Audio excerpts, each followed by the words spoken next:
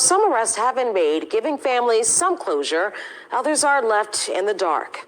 Well, that is the case for the family of Brian, Bradley, and Brandon Veal. An unbelievable story we told you about in Eyewitness News 1 year ago. 3 brothers murdered within 7 days of each other.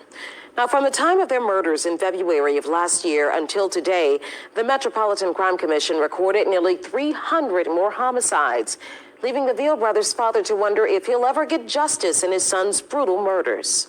Here's my special report, In the Dark, a family's search for answers. Small yet priceless moments. We really got a baby now, man. We got a baby. 3 generations together. This your big daddy. You're gonna know who this is, man, regardless. You're gonna know who this is. You have to. I see you, boy. This who you gonna rely on if something ever happened to me, man. Oh, wow. We cry out to you right now, Lord. We ask that you be with us in this service, Lord, that you would strengthen this family, Lord, my family, that you'll hold us up, Lord. It was just such a senseless ambush. They loved their family, and their family loved them dearly. I've saw reports of people losing multiple children in their lives, but 3 in 1 week, man, it's insane. They were each other's best friends. We would not give up. We would not stop. All these murders, it's every night. A barrage of bullets. There's been a lot of violence in the city of New Orleans. Kids are supposed to bury the parents. You're not supposed to bury your kids. It could be any family standing here together in our position. My whole life has changed. Okay, I got one. What do you call a deer with no eyes? I don't know what you call a deer with no eyes. I have no idea. Silly kids. They were very silly. They were very, a bunch of comedians. Yeah, they were just silly kids. More than 1 year after losing Brandon, Brian, and Bradley Veal in 1 week, their family is still in the dark, both literally and figuratively. We're sitting here and we have you all in silhouettes because are you still living in some sort of fear? Are you still kind of feeling like that you're in danger because this case hasn't been solved? Definitely. To know that whoever the perpetrators are still walking around doing whatever, and we have no idea who they could be or who they are. And while you haven't seen their faces, they've made sure their thoughts and voices are heard and seen. One of those voices is that of the boy's father, whose name we won't share. Every day is just a painful moment, so anybody experiencing, death like that and then it being unsolved is a super unfairness. I was with my brother, and we were out of town hanging out.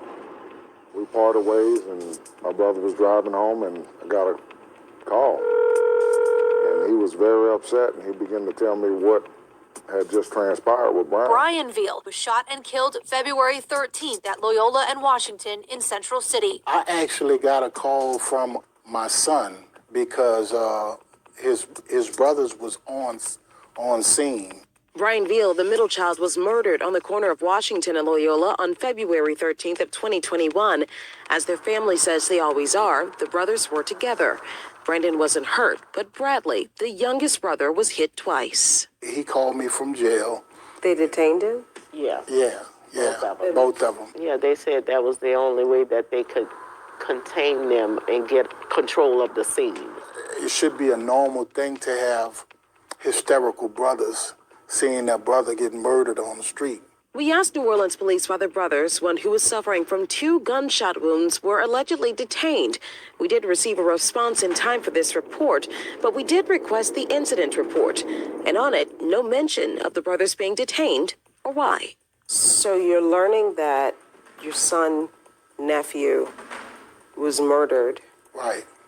And your other 2 sons are in jail. So Right. Those are 2 things that hit you at one time. Right. They were walking down the street and they told me that the guys just picked on them. They noticed a car following them and they finally pulled up on them and then they started shooting out of the car. That's what he told me. And when I talked with the detectives, that's the same thing. They said they had surveillance of the car pulling up and just shooting at them. The surveillance video is likely from a camera close to the corner of Washington and Loyola, where an NOPD crime camera is placed. Was that surveillance ever revealed? Not to me. I haven't seen nothing. This family joined the ranks of so many families across New Orleans, devastated and confused. A bond between the Veal brothers broken, with Brian's life ripped from them in front of their very eyes. But Brian's murder was only the beginning of what would turn into a heartbreaking week for the family. You lose one of your sons, and a week later, can you kind of take us back to that particular day? Earlier that day, my brother had gone up there to talk to his other two sons and the mother about getting everything finalized to bury Brian. And I had just sent them some money for them to eat that afternoon. My last words that I heard from him was, "We love you, Dad. Thank you. Thank you, Dad. We love you, man. I'm sorry, man. I'm sorry." Their father says the two brothers walked to the bank after speaking with their dad and later to a local McDonald's to get food. And on their way back home to feed their mom and themselves, they were murdered. They were ambushed. The father tells me detectives say a camera was also at the scene of that murder. Still, it wasn't captured. If it had happened a couple of seconds sooner, they could have gotten it off of the street camera. And I'm like, are you serious? These cameras don't work like they're supposed to every second?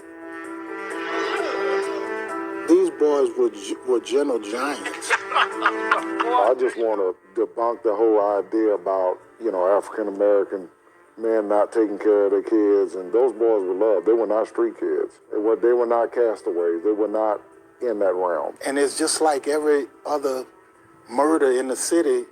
You think that they did somebody wrong. That's why they were murdered. And that's the perception that people have, when that's not the case here. And you're looking at three unarmed black men.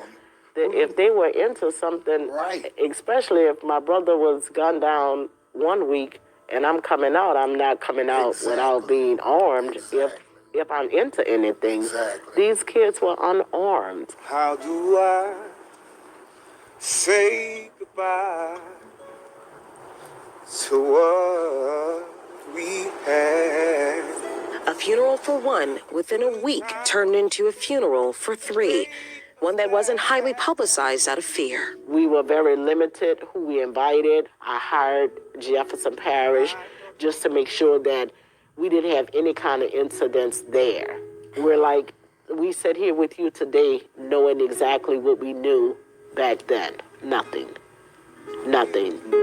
It's so hard to say goodbye. And it isn't for a lack of trying. Email correspondence between the brothers' aunt and almost every level of city government show they've been in constant contact for a year straight. New Orleans police hope the donated billboard will be a visual reminder leading to new information. There were even billboards and bus stop signs purchased by the family with help from anonymous donors. Calls in, but they said nothing really led to anything substantial. One email between the aunt and NOPD detectives indicates the suspect's vehicle was found. They tried to burn the vehicle, but they didn't. But they weren't. They weren't truly successful. They were able to retrieve it before everything was burnt out, and so they sent it to get it swabbed for DNA and everything. With the dwindling police force and still in the dark more than a year later, the family says they've lost hope. Not in their fight to find answers, but in the very police department they're relying on for help to bring the Veal brothers' murderers to justice. I just think they're swamped.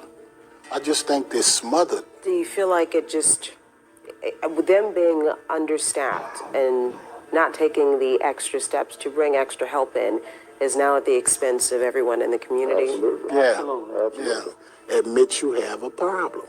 If you have an issue, deal with it the right way and call in for help.